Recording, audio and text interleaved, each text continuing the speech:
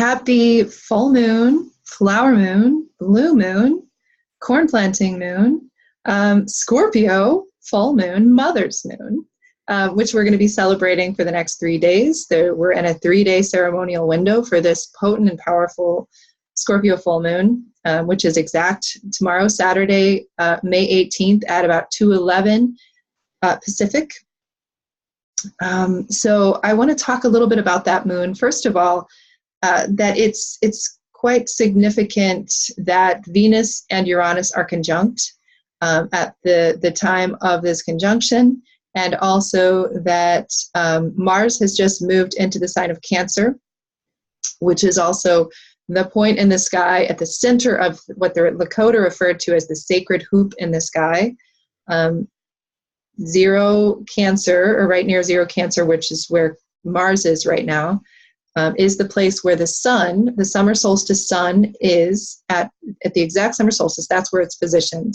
It's at the very center. It's at the very edge of our galaxy. So it's at the opposite point as the center of our galaxy. So this is a power point that Mars is poised on, and Venus is with Aquarius, with Uranus. At the same time, we've got this beautiful, powerful Scorpio full moon, which within 24 hours, the full moon will have come into contact with Antares, the heart of the Scorpion, and also will have occulted Ceres, which is the largest asteroid in the asteroid belt, and the asteroid that really has the deepest connection to the mother mysteries. So I want to focus a little bit on the mother mysteries for a moment, because for me, it feels a lot like this is part of what's being activated. And also it honors the reality that in the midst of this, what I now have been seeing as the Capricorn convergence of Saturn and Pluto with the South Node in Capricorn for the first time in 2,207 years, composting culture, that part of what we get to when we are going down that South Node in Capricorn to the origination point, we get to the mother cultures, which I often like to say to people, this culture we live in now, this modern culture is, in terms of the way that we are devastating the earth, the core way that we as a culture have evolved separate from the larger earth intelligence. This culture that we are in now is about this deep. It's not deep. The mother cultures, the matrix from which this culture has emerged, are about this deep. So in our DNA and our bones, we actually know more intimately, more deeply, we are more attuned to, we naturally more connect with the mysteries of the kind of culture, the kind of understanding, the kind of collective consciousness that recognizes the earth as alive, sentient, as a part of us in a sense. And that this kind of Gaia consciousness, that actually is much deeper, much more natural for us as a species.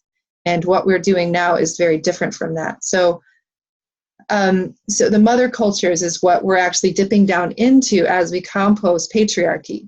So collectively, we're feeling often, many of us, this kind of the eruptions of all these kind of almost like, it's like the contractions, it's the eruptions of the deep experience of what our ancestors have gone through over the process of colonization, the pain of that, the separation of that. It's ultimately about separation from source.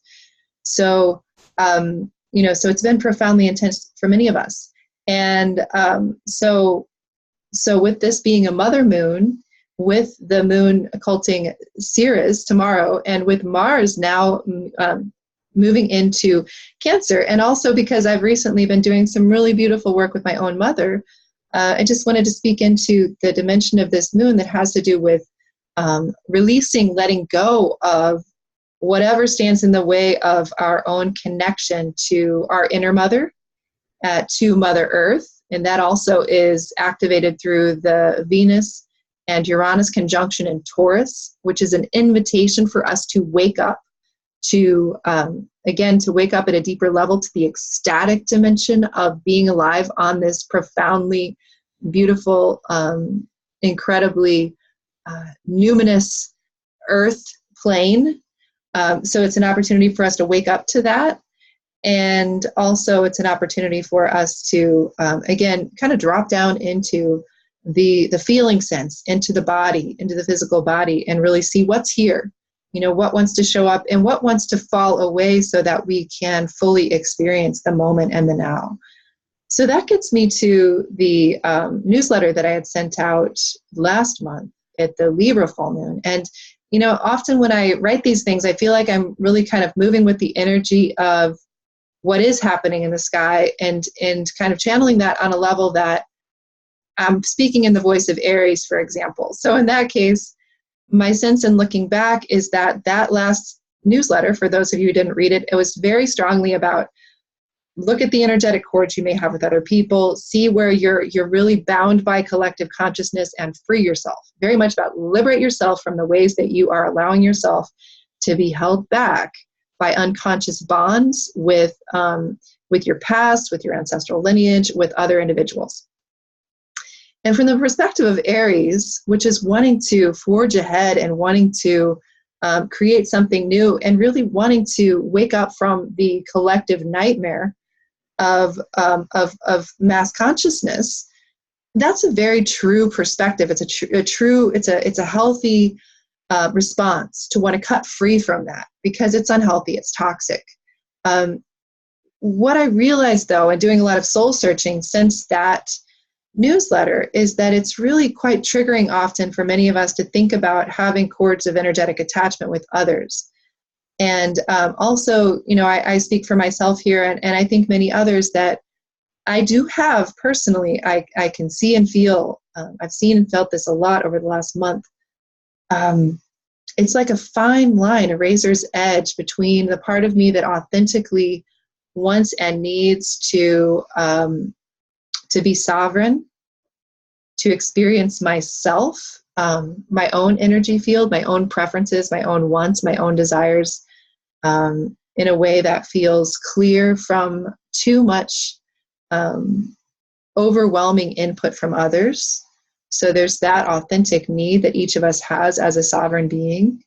So there's a fine line, there's a razor's edge between that kind of sometimes fierce desire for that if you haven't known how to establish boundaries, and what can then veer into the isolation or avoidant kind of attachment style, which is that I'm afraid of any kind of attachment and everything that feels like connection is a threat to me. So, I just have come to feel that what we're feeling, what I'm feeling. I've been feeling that tension profoundly, feeling a lot of grief around it. The fact that I haven't figured out yet how to create that balance inside of myself. I've come to think that maybe this is what we collectively are really grappling with, many of us. So,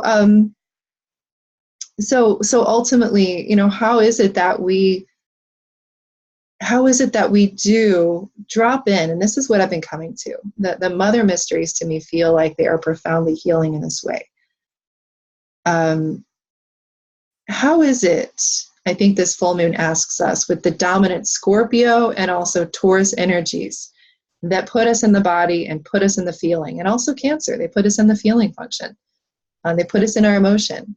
How is it that we can really drop in and really slow down so that we can fully feel what's happening in our bodies, what's happening in the present moment, where there may be distortion? Yes, we might even sense into the places where we have unhealthy attachments with others, or with beliefs, or with old stories about ourselves.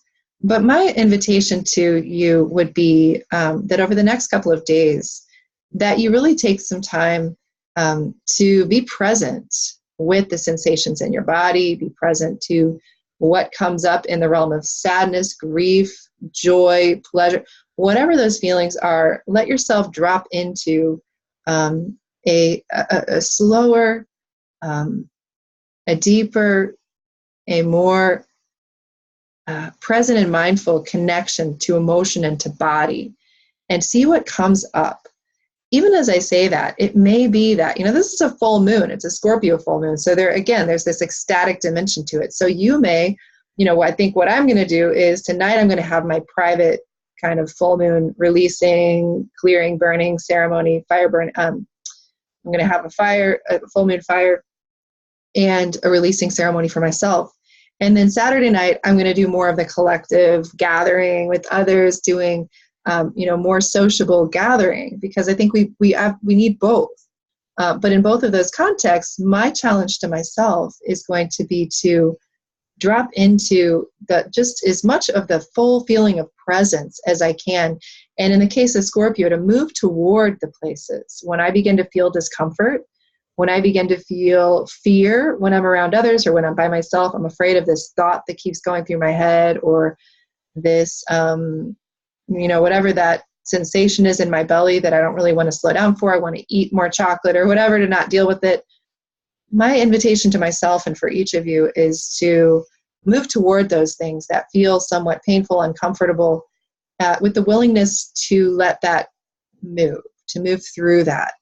But basically to just drop in more to the present moment and to the feeling, and to really welcome the idea that it's a good thing to be in a body. It's a good thing to feel, and that actually that's going to open profound doorways within us to actually, when we drop in, when we are fully present, then any of the releasing of energetic attachments or clearing of cords — I didn't say cutting, I said clearing. That's actually a pretty big difference.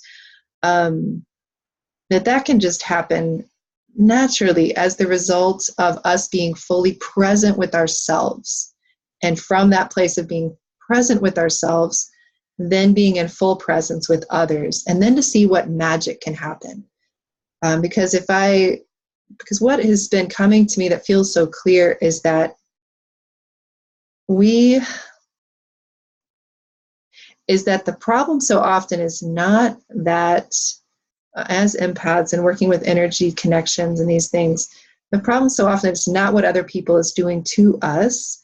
It's what we ourselves, it's the ways that we ourselves are not fully inhabiting our own bodies, our own feelings, what's for us, what's ours to inhabit or to occupy. And so that would be my invitation, is to show up more deeply, more presently in your own sphere, your own zone one, your body, your feeling, your emotion, your thought. Deeply inhabit that, drop down into that, and then from that place, see how you might be able to meet others from a deeper place of presence. And I'm speaking slowly, I'm saying slowing down, but my sense too is that what happens when we drop like this and we drop into deep presence is that it actually enables us, empowers us to also erupts up into more of that place of joyfulness, that wild abandon, that freedom, that full creative expression, that's what naturally emerges from that place of deeper presence. So I hope this has been helpful for you, and send you so much love for this full moon.